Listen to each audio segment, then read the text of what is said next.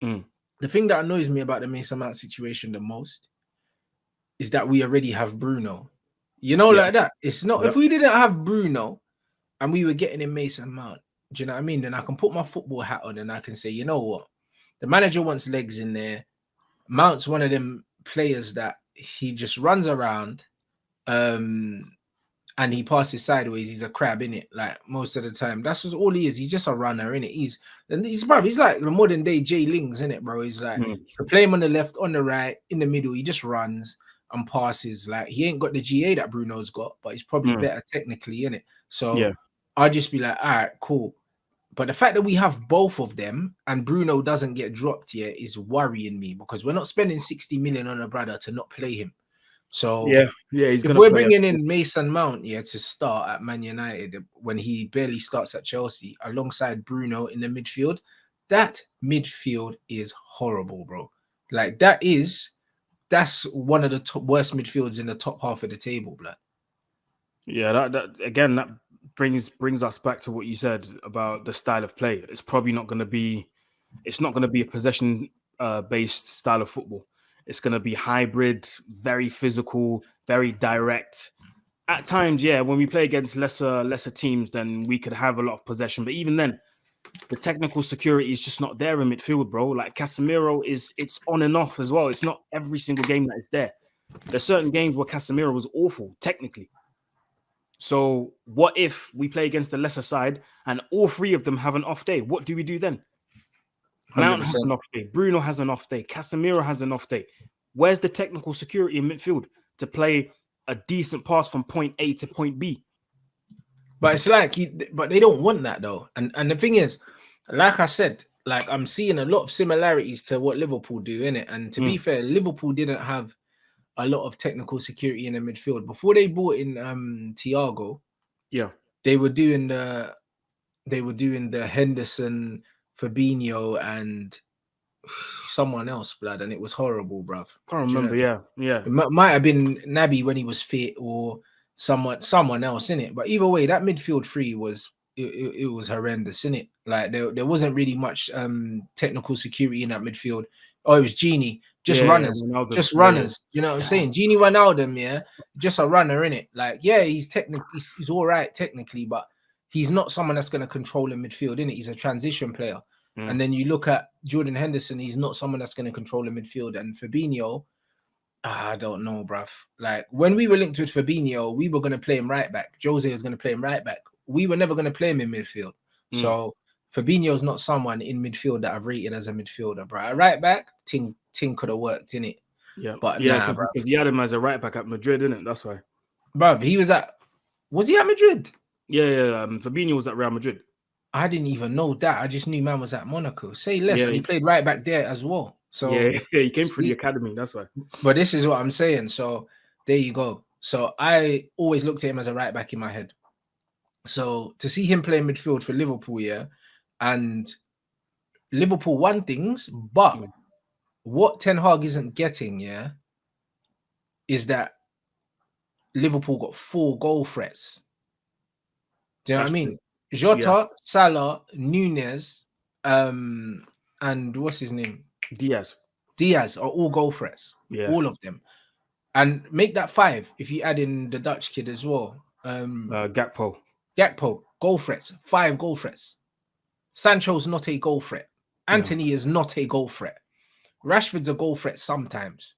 Do you know what I'm saying? Martial's a goal threat sometimes. But none of these guys are enough of a goal threat for us to be sacrificing possession, bro. Like none of them. So if we're going to play the Liverpool way and play transition, we need at least 2 killers in that final third.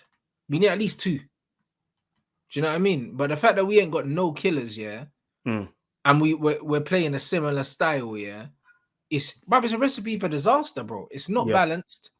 And we can't compare ourselves to Liverpool, in terms of their attacking threat, bro. We're nowhere near them in terms of attacking threat. We're just a better all-round team than them, so we're getting away with it. Yeah, because Liverpool had on top of playing very direct, they had the pressing as well. And even with the pressing, we've seen it this season. We've not been good at it at all.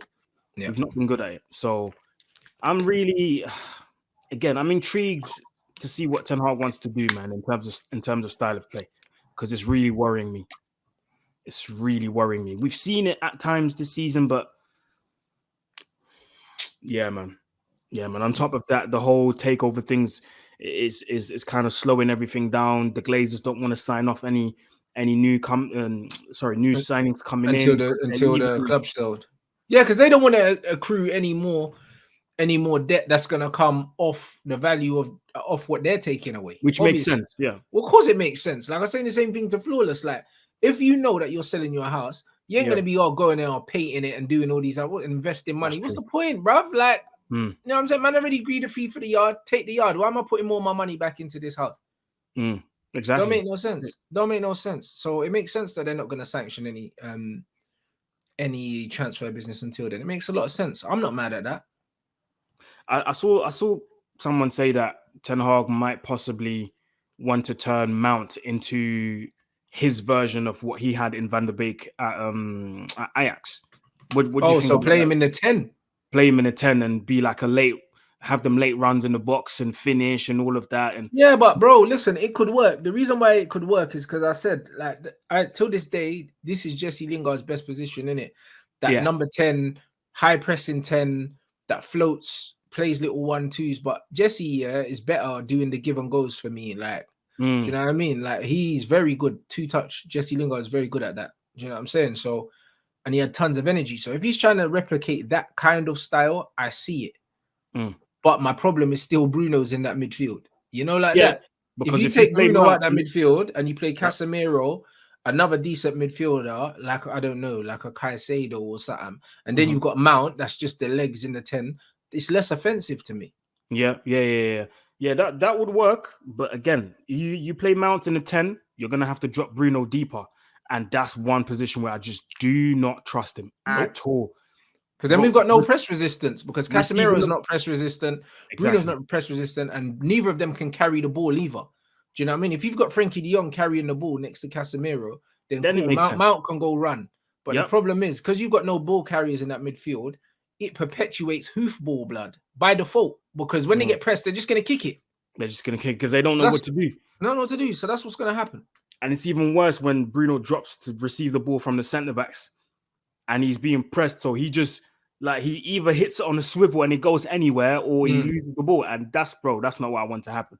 Yeah, it's That's not dead. what I want to happen at all. So you need someone that's going to be press resistant, who's going to be aware of his surroundings. Ideally, a Frankie de Jong, and I was a bit hopeful when I saw that Gundogan was announced at Barcelona because I was like, "Ooh, maybe they can try and get rid of Frankie because they need to do the whole registering thing and they need to free the wage bill a little bit, maybe.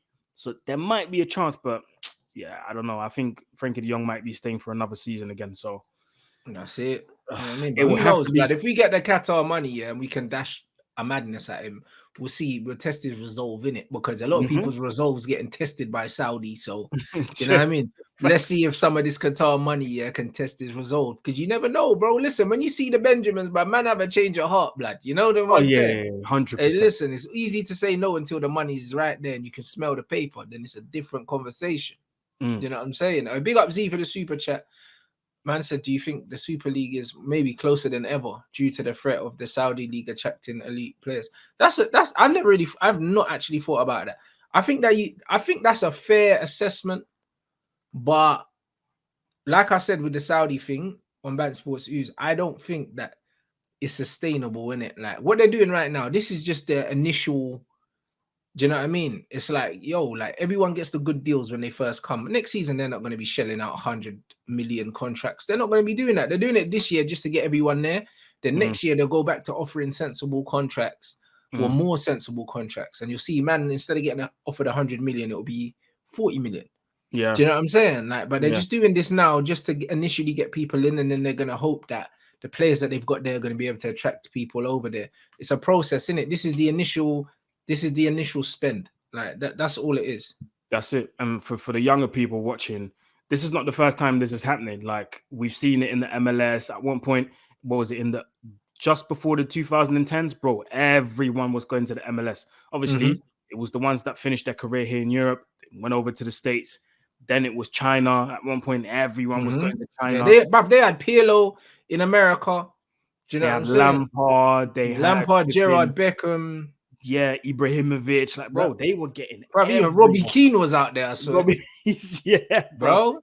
Yeah, for the ones, Everyone yeah. was out there. So the younger ones watching, you might not remember this, but the MLS was first with that, innit? Then Mm. China came, and now it's the Saudis. So yeah,